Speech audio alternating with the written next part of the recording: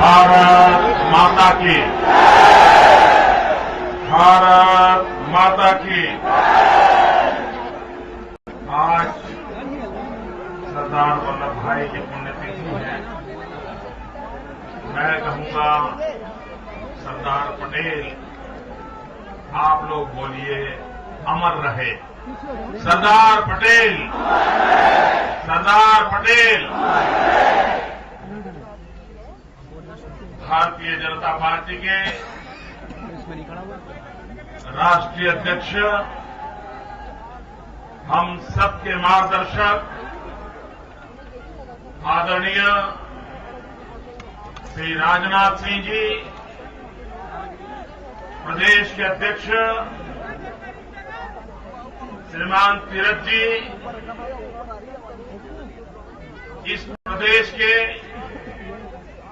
भूतपूर्व मुख्यमंत्री श्रीमान पवन चंद जी, श्रीमान भगत सिंह जी, श्रीमान रमेश जी,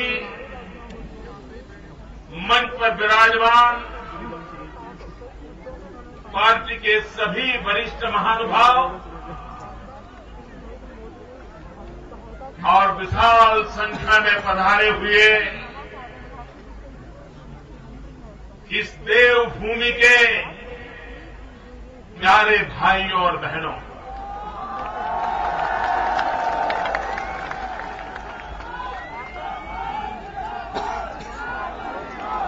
मैं इस देवभूमि को नमन करता हूं। यहां की पवित्रता को बरकरार रखने वाले यहां के कोटि कोटि जनों को प्रणाम करता हूं। भाइयों बहनों,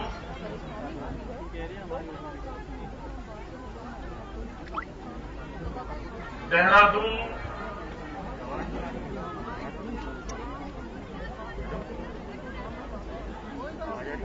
इस रैली के लिए समय देने का मेरा मन नहीं करता। मेरे मन में वो आपका आपदा के काल, वो पीड़ित लोग, वो संकट की छाया 6 महीने आए, मेरी आंख के सामने से ओझल नहीं हो पाता।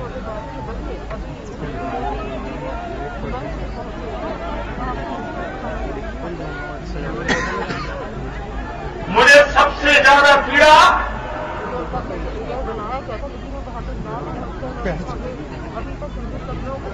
इस बात की रही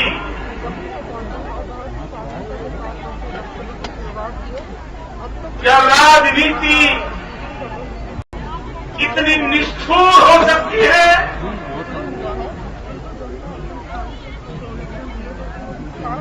कि कोई अपनों के दुख दर्द भी न बांट सके।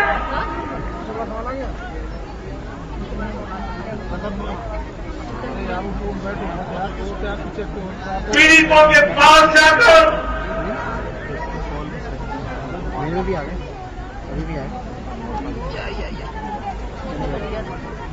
उनके आंसू पोंछ न सके।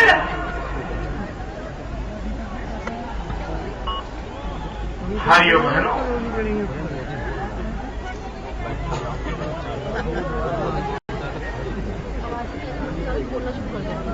मैं उस दुख की घड़ी में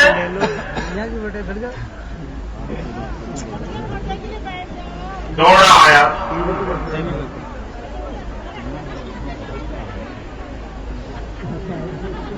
लेकिन राजनीतिक निष्ठुरता ने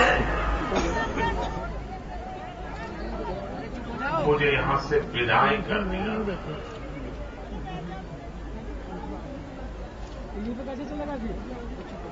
वो कसक, वो दर्द, वो पीड़ा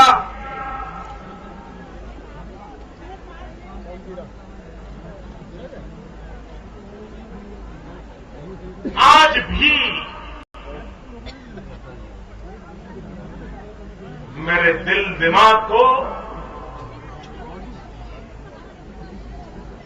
झंझोड़ती रहती। भाइयों बहनों,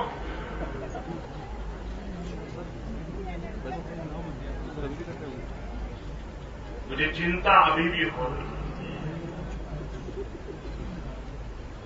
कठिन मौसम शुरू हो रहा है। वक्त के बीच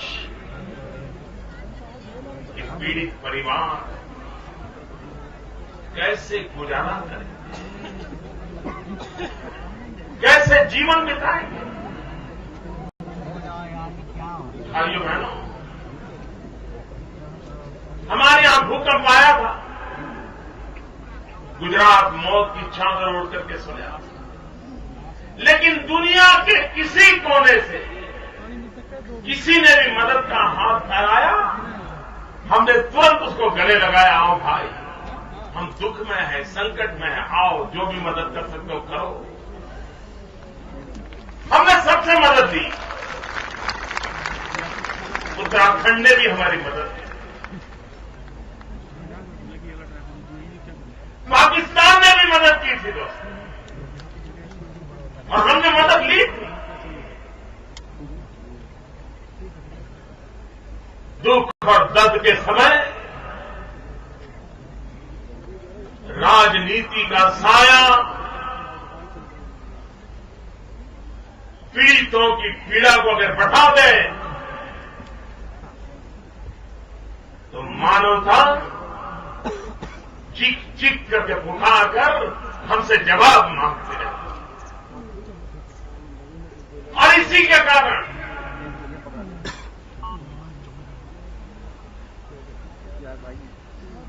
मन में हमेशा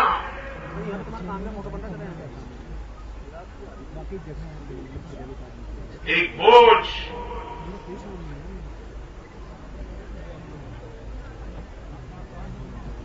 भाइयों बहनों, मेरा इस धरती से एक विशेष नाता भी रहा। हेलो, मैं यहां प्रभारी था। बढ़िया, बोलिए। हिमालय के प्रति मेरा बचपन से लगाव भी रहा है। पैन कार्ड नंबर, पहाड़ी लोगों की प्रामाणिकता, पवित्रता, निर्मलता, आईडी कार्ड नंबर दे। गंगा जैसा जीवन मुझे बचपन से छू जाता है। और प्रभारी के नाते आप सबके बीच में रहा, यहां से मैंने बहुत कुछ सीखा।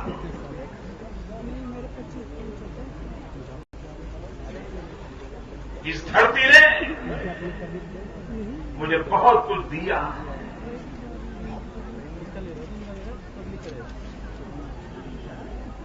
ईश्वर हमें शक्ति दे, आप उन्हें आशीर्वाद दें, ताकि आपने जो दिया है कुछ तो आपको लौटा सकूं।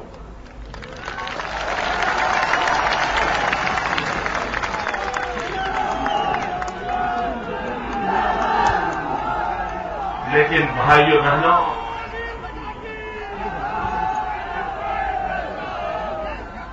सरकार दिल्ली में हो या सरकार देहरादून में हो,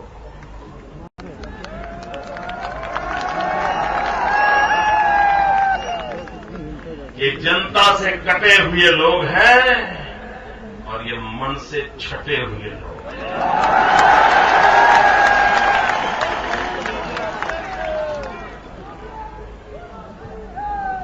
मैं तो हैरान हूं,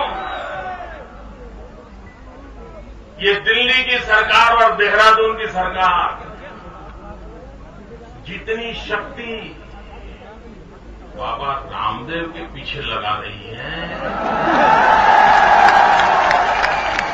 अगर आधी शक्ति भी इन पीड़ितों की सेवा के लिए लगाई होती तो इन पीड़ितों की यह दशा न होती।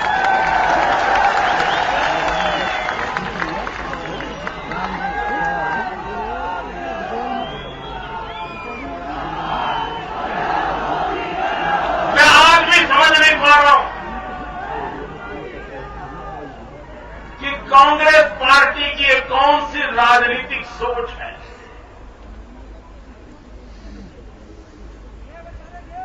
एक बाबा रामदेव पता नहीं उनको ऐसे आंख में छू रहे हैं।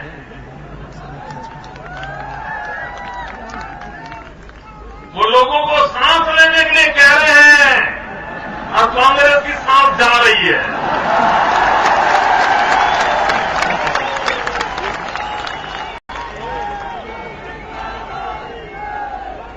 वो व्यक्ति के स्वास्थ्य के लिए भी जीवन खपाए हैं, राष्ट्र के स्वास्थ्य के लिए भी जीवन खपाए हैं। कोई दिन ऐसा नहीं है उन पर कोई नया केस न दर्ज किया जाए।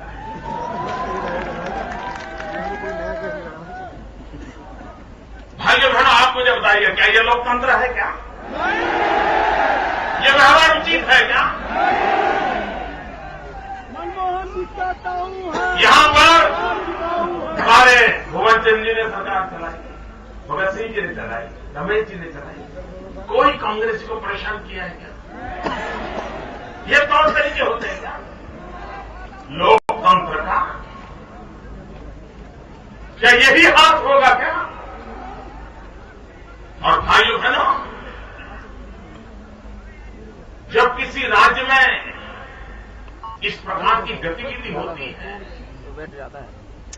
तो राज्य में आर्थिक लाभ भी होता है, चेतना भी आती है, लोग आते हैं, नई पीढ़ी आती है, कितना राज्य का भला होता है। लेकिन ये हर चीज को ताले लगाने में लगे हैं ताकि उनकी दुकान चलती रहे।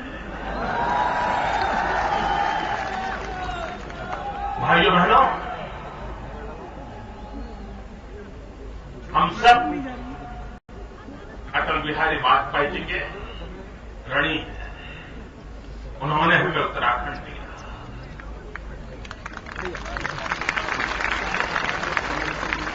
और ये भी सौभाग्य देखिए कि राजनाथ सिंह जी जब मुख्यमंत्री थे उसी समय वाजपेयी जी ने हमें उत्तराखंड दिया।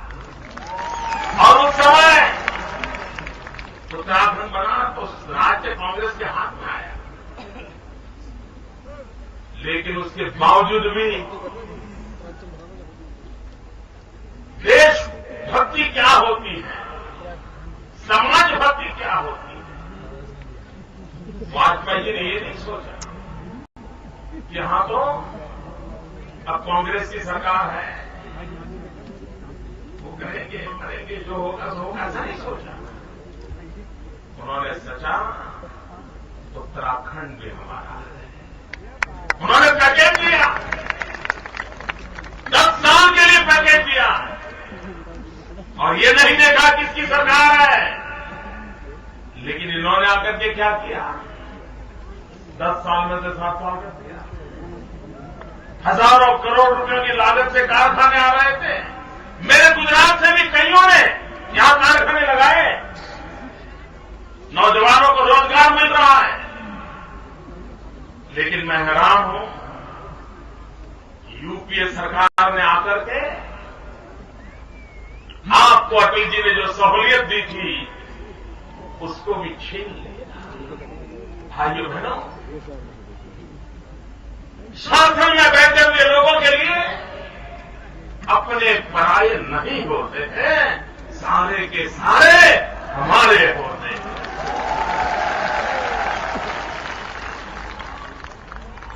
लेकिन भाइयों बहनों,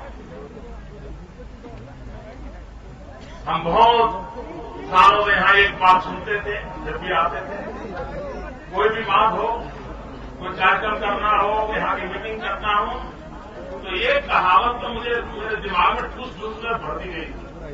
बोले मोदी जी गुजरात नहीं है, ऐसा मुझे कहते थे जब मैं काम करता था। बोले आप पहाड़ को नहीं जानते,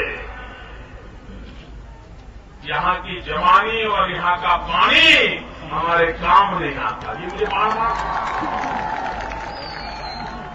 यहां की जवानी और यहां का पानी पहाड़ के काम नहीं आता। भाइयों बहनों, अब वक्त बदल चुका है। अब विज्ञान पानी को भी पहाड़ के काम में आ सकता है और जवानी पहाड़ को खुशियों से भर सकती है। वक्त बदल चुका है।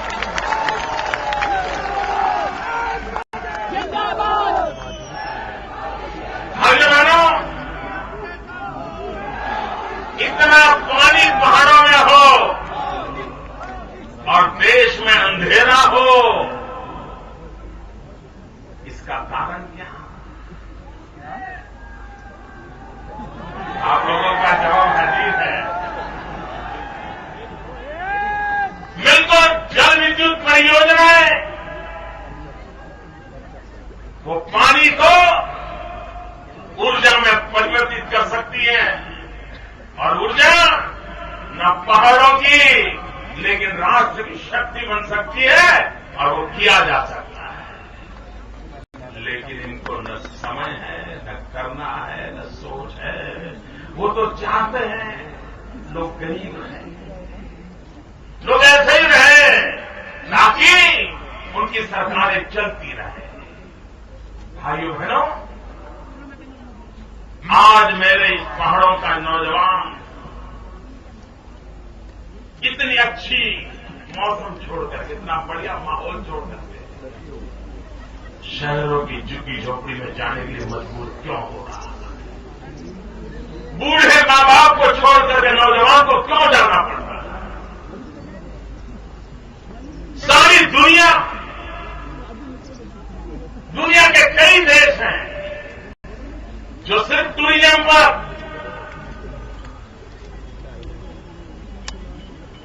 अपने देश को कहां से कहां ले जाते हैं। भाइयों बहनों, ये भूमि ऐसी है कि हिंदुस्तान के 125 करोड़ नागरिक कभी न कभी जिंदगी में एक बार इस पवित्र भूमि पर आना चाहते हैं, सपना देखकर गए। हर नौजवान को रहता है कि मां बाप को हरिद्वार ले जाऊं, ऋषिकेश ले जाऊं, बद्रीनाथ ले जाऊं, गंगोत्री ले जाऊं, यमुनोत्री ले जाऊं। घरे का सपना है। आप कल्पना कर सकते हैं?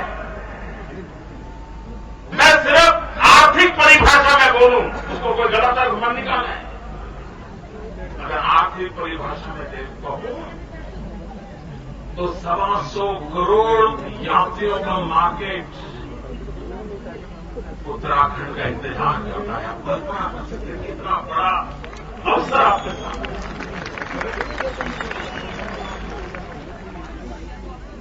क्यों विकास नहीं होता? क्यों लोगों को उनके नसीब पर छोड़ दिया जाता? भाइयों बहनों, पूरे विश्व में आज टूरिज्म उद्योग सबसे तेज गति से विकास हो रहा उद्योग माना जाता है। $3 ट्रिलियन के व्यापार की संभावनाएं टूरिज्म में पड़ी हुई है। हिंदुस्तान के लोगों की आस्था है और दुनिया के लोगों के मन में भी जो शांति की खोज में है, जो वैभव से ऊब चुके हैं, वे भी इस धरती की शरण में आने के लिए जगह ढूंढ रहे हैं। हम न सिर्फ हिंदुस्तान, सारी दुनिया को उत्तराखंड के चरणों में लाकर के खड़ा कर सकते हैं।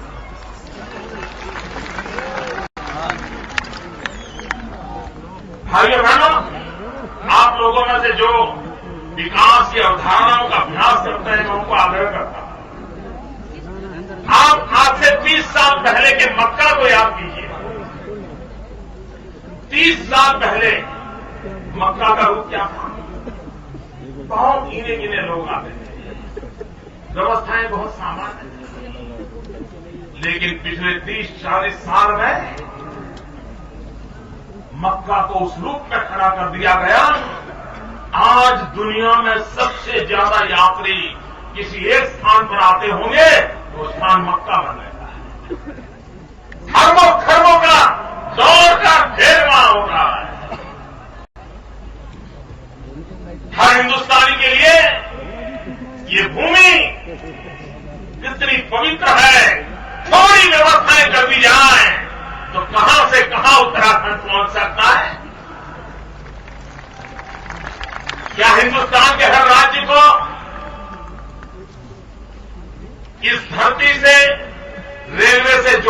चाहिए कि नहीं जोड़ना चाहिए? अगर केरल से सीधी ट्रेन यहां आती है, चेन्नई से आती है, अहमदाबाद से आती है, आप मुझे बताइए यहां यात्रियों की कमी रहेगी क्या? यहां की आर्थिक सुविधाएं बढ़ेगी नहीं बढ़ेगी? लेकिन इनको ये समझ नहीं आता है। उनको लगता है हिंदुस्तान के हर कोने से ट्रेन दिल्ली तो आनी चाहिए, लेकिन देश का दिल उत्तराखंड में है, वहां भी तो आनी चाहिए।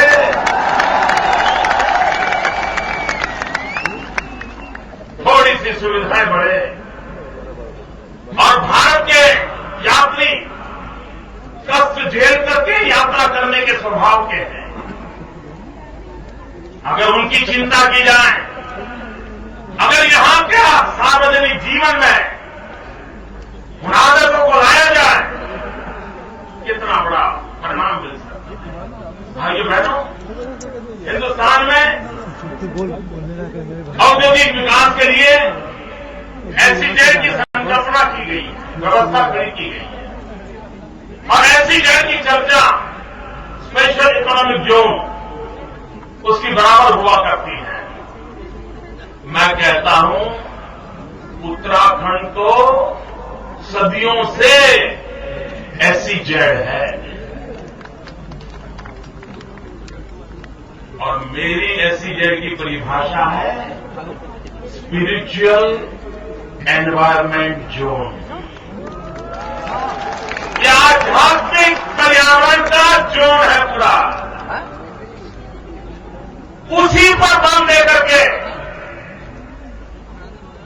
आध्यात्म की खोज में जो चाहते हैं उनके लिए एक स्वर्ग भूमि के नाते हम आकर्षित कर सकते हैं। विश्व छोटा होता जा रहा है। और मैं कहता हूं टेररिज्म डिवाइड्स, टूरिज्म यूनाइट्स। जितना ज्यादा आप मुझे कहिए एडवेंचर टूरिज्म के लिए कितना स्कोप? क्या हमारे पास एडवेंचर टूरिज्म के लिए स्कूल्स हैं क्या? नहीं बनाई जा सकती क्या?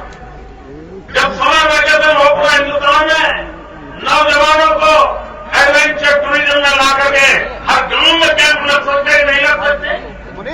यहां की आबादी से 3 गुना लोग यहां एडवेंचर टूरिज्म के लिए आ सकते हैं, 3-3 महीने के लिए आ सकते हैं।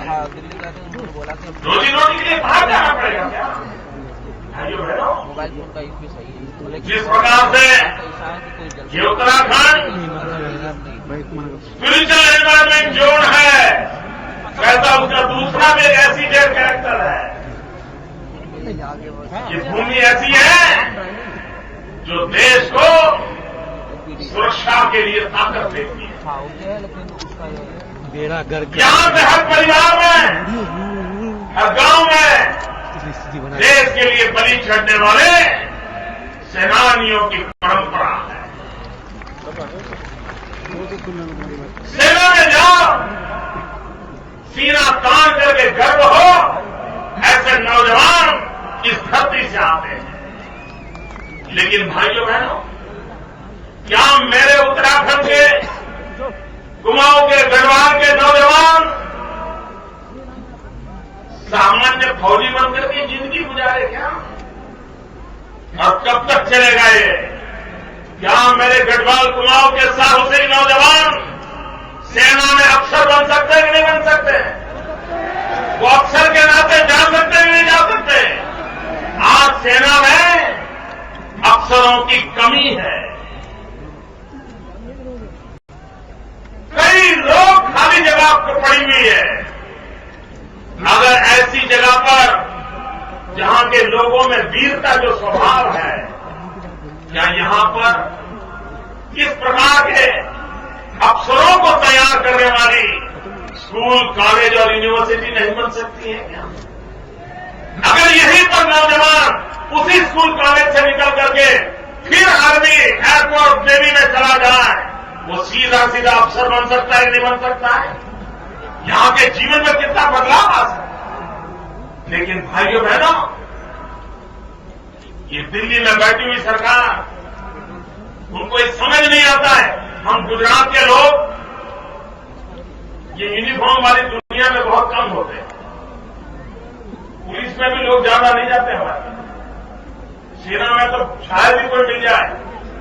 उसके बावजूद भी नई पीढ़ी को प्रेरित करने के लिए हमारे यहां 1600 किलोमीटर समुद्री तट है, पड़ोस में पाकिस्तान है, बड़ा रेगिस्तान है। हमें लगा कि हमें अपने पैरों पर तैयारी करनी चाहिए और हमने अलग रक्षा शक्ति यूनिवर्सिटी बनाई है। और जो लोग देश की सेवा करना चाहते हैं, यूनिफॉर्म में रहना चाहते हैं, हम उनको 10वीं कक्षा के बाद उसी में एडमिशन देकर के अब उनको तैयार करने लगे। जिस राज्य का ये स्वभाव नहीं है, वहां भी अगर ये किया जा सकता है तो यहां की रगों में वीरता है, यहां की रगों में शौर्य है। यहां के लोग सेना में जाकर के भारत मां की रक्षा करने के लिए, अपना जीवन देने के लिए परंपरा से, सदियों से नई नई ऊंचाइयों को सर करते रहे। क्या उनके जीवन के लिए ये व्यवस्था नहीं हो सकती है? भाइयों बहनों, जब लक्ष्मण जी मूर्छित हो गए, रामायण में कथा आती है, और उनकी बीमारी से मुक्त कराना, मूर्छा से मुक्त कराना, क्या कहा गया? राम जी ने हनुमान जी को कहा हिमालय जाइए, जड़ी बूटी ले आइए। हनुमान जी हिमालय आए, जड़ी बूटी ले गए और दक्षिण में जाकर के लक्ष्मण जी को ठीक किया। हिमालय जड़ी बूटियों का भंडार है। क्या भाइयों बहनों, जड़ी बूटियों का जहां भंडार पड़ा है, वहां औषधों के निर्माण का काम नहीं किया जा सकता है, रिसर्च इंस्टीट्यूशन नहीं लगाई जा सकती। इतना ही नहीं, हर्बल मेडिसिन में चाइना हमसे ज्यादा एक्सपोर्ट कर रहा है। इतना बड़ा हिमालय हमारे पास है, जड़ी बूटियों का भंडार हो, पारंपरिक ज्ञान हो, उसके बावजूद भी नौजवान बेकार हो, मेडिसिन बनती न हो, दुनिया के स्वास्थ्य के लिए मेडिसिन पहुंचाने का काम न होता हो, इससे बुरा क्या हो सकता है?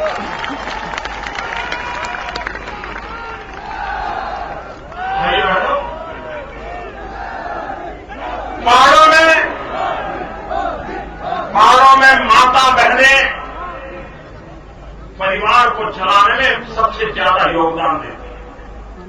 किसी भी परिवार में चला जाइए, माताएं बहनें कोई न कोई आर्थिक प्रवृत्ति करती हैं। ये पहाड़ों की विशेषता है। पहाड़ों के जीवन को चलाने में माताएं बहनें बहुत बड़ी भूमिका अदा करती हैं। क्या हम अकेले उत्तराखंड की माताओं बहनों को स्किल डेवलपमेंट के द्वारा हैंडीक्राफ्ट के क्षेत्र में, नई नई वस्तुओं के निर्माण के क्षेत्र में अगर उनको हम ट्रेन करें, तो क्या हम उत्तराखंड की आर्थिक स्थिति को सुधार नहीं सकते हैं? लेकिन भाइयों बहनों, ये दिल्ली में बैठे हुए और देहरादून में बैठे हुए लोगों के दिमाग में लोगों की भलाई की चिंता नहीं है।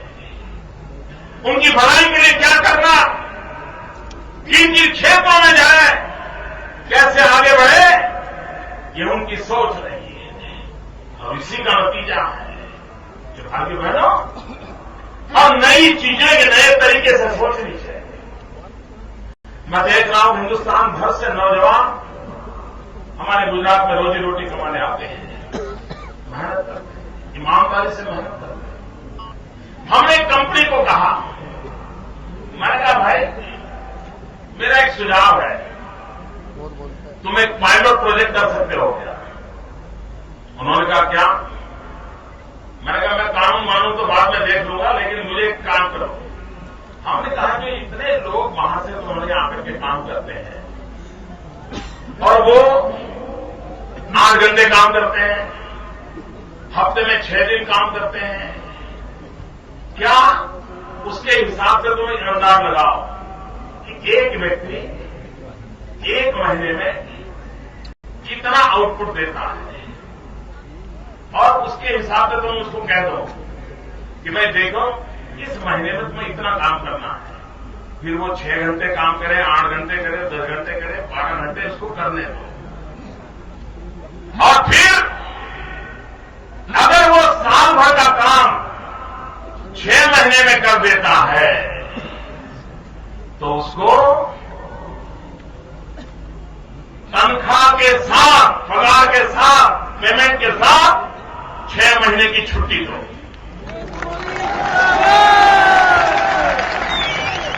ताकि 6 महीने खेती के समय वो अपने गांव जाए, मां बाप के साथ रहे, खेती में मदद करे। 6 महीने परिवार के साथ रह करके आर्थिक प्रवृत्ति करे। 6 महीने कारखाने में आकर के करें। भाइयों बहनों, वो प्रयोग मैंने एक जगह पे किया है, इतना सफल हुआ है, सारे नौजवान खुश हैं, क्योंकि वो वहां रोजी रोटी कमाने आए, उनके पास समय है। वो 8 घंटे के बजाय 10 घंटे, 12 घंटे, 15 घंटे काम खींच लेते हैं और छुट्टियां जमा करते हैं। और घर में जब सीजन होती है काम की, छुट्टी पे चले जाते हैं, घर भी संभालते हैं, हमारे यहाँ के काम भी करते हैं। क्यों भाइयों बहनों, हम हमारे देश के नौजवानों के लिए कुछ नई सोच के साथ नई व्यवस्थाओं को विकसित करके हम काम क्यों नहीं कर सकते?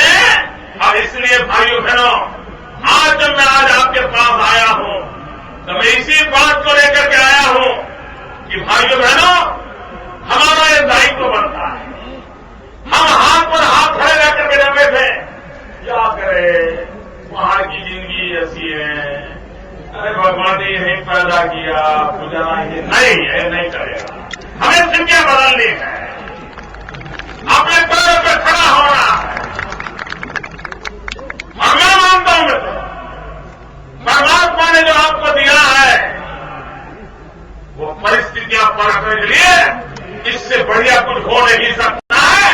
एक नई आशा होनी चाहिए, नई सोच होनी चाहिए, नया उमंग होना चाहिए, नए सपने होने चाहिए, नए संकल्प होने चाहिए।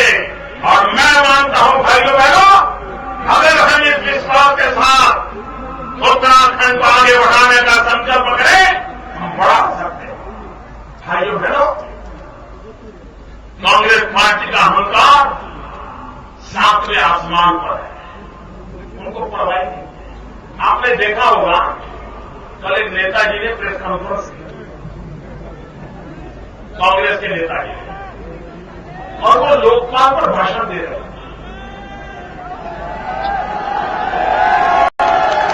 आप ध्यान गए ना, आप लोग हाँ बोलिए, क्या बोलो बताओ, क्या बोले, क्या बोले?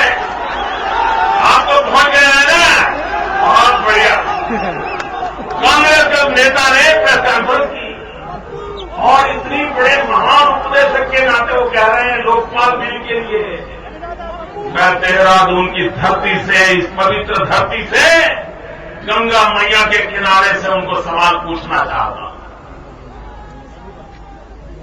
अगर आपको लोकपाल का इतना महात्मा अगर समझ आता है, भ्रष्टाचार की इतनी चिंता है, कल आप देश के नाम इतना बड़ा संदेश दे रहे हैं, मैं जरा पूछना चाहता हूं, इसी उत्तराखंड की धरती ने भुवन चंद जी खंडूरी के शासन में एक महत्वपूर्ण फैसला किया। लोकपाल का कानून बनाया था और जिसको पढ़ करके अन्ना हजारे ने भुवन चंद जी को ढेर सारी बधाइयां दी थी। कांग्रेस के मेहरबान, हमें ये बताओ, लोकपाल अगर आपको इतना प्यारा लगा है, भ्रष्टाचार से मुक्ति का एक सहारा निकला है, तो आपने उत्तराखंड में उसको लागू क्यों नहीं होने दिया? आपकी पार्टी ने लागू क्यों होने नहीं दिया? भाइयों बहनों, देश की जनता की आंख में धूल झोंकी जा रही है,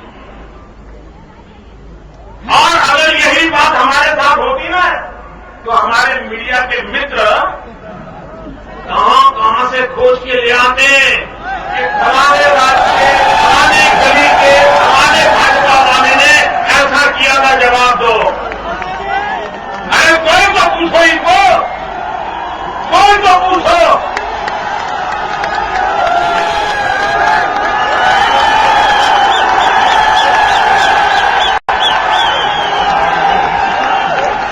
भाइयों बहनों,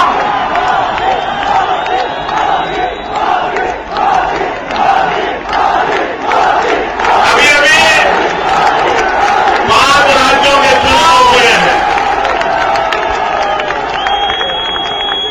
अभी अभी 5 राज्यों के चुनाव हुए हैं और हवा का रूप साफ नजर आ रहा है। देश की जनता ने कांग्रेस मुक्त भारत की शुभ शुरुआत कर दी है। 4 राज्यों ने पहल की है और आने वाले दिनों में जो 4 राज्यों ने किया है वो चारों और होने वाला है। ये हवा का रुख में साफ दिखता है। भाइयों बहनों, मैं एक बात की और उत्तराखंड के भाइयों का ध्यान आकर्षित करना चाहता हूं। आप देखिए, अटल बिहारी वाजपेयी जी ने 3 राज्यों को जन्म दिया। एक उत्तराखंड, दूसरा छत्तीसगढ़ और तीसरा झारखंड। समय की मांग है कि हिंदुस्तान के अर्थशास्त्री, हिंदुस्तान के पॉलिटिकल पंडित अब 13 साल हो चुके हैं। जरा इन 3 राज्यों का हिसाब किताब देखें, उनकी तुलना करें, अध्ययन करें। और भाइयों बहनों, मैं कह सकता हूं कि छत्तीसगढ़ की जनता, उसने बड़ी समझदारी से काम लिया। उसने बार बार लगातार भाजपा को चुन करके बिठाया और उसका कारण ये हुआ है कि आज छत्तीसगढ़ हिंदुस्तान के समृद्ध राज्यों की बराबरी की तरफ आगे बढ़ रहा है। लेकिन झारखंड और उत्तराखंड पिछड़ गए। क्यों? यहां की जनता ने बार बार दल बदले, सरकारें बदली, नेता बदले, अस्थिरता ही अस्थिरता बनी रही और उसके कारण उत्तराखंड को बहुत नुकसान हुआ है। भाइयों बहनों, अब प्रयोग बहुत कर लिए, एक बार भरोसा कर लीजिए।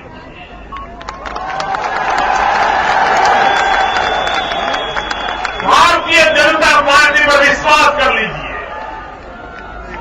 मैं आपको भरोसा देने आया हूं भाइयों, आपके सपने ये हमारा संकल्प बनेगा। आपकी इच्छा ये हमारा आदर्श होगा। आपकी आवश्यकता ये हमारी जिम्मेवारी होगी और हम इस उत्तराखंड को, हिंदुस्तान के हर व्यक्ति के दिल में उत्तराखंड के लिए जगह है। उस उत्तराखंड को नई ऊंचाइयों पर ले जाने के सपनों को पूरा करने में हम कंधे से कंधा मिलाकर के आपके साथ जुड़ेंगे। भाइयों बहनों, मैं बहुत साल इस भूमि में काम किया। मैंने चुनाव के समय भी काम किया है, संगठन के लिए भी काम किया है, लेकिन ऐसा नजरिया कभी देखा नहीं। मैं देख रहा हूं रोड के उस पार भी लोग खड़े हैं। कहीं पर नजर करो साहब, माथे ही माथे नजर आ रहे हैं। भाई बहनों, मैं उत्तराखंड की जनता का बहुत आभारी हूं। इस पीड़ा की अवस्था के बावजूद भी आपने जो प्रेम दिया है, उस प्रेम को हम कभी भूल नहीं सकते। मेरे साथ बोलिए, भारत माता की। दोनों मुट्ठी बंद करके पूरी ताकत से बोलिए, भारत माता की, भारत माता की। अब देखिए कैमरा वाले मेरी तरफ नहीं आपकी तरफ घूम चुके हैं, बराबर ताकत दिखाइए।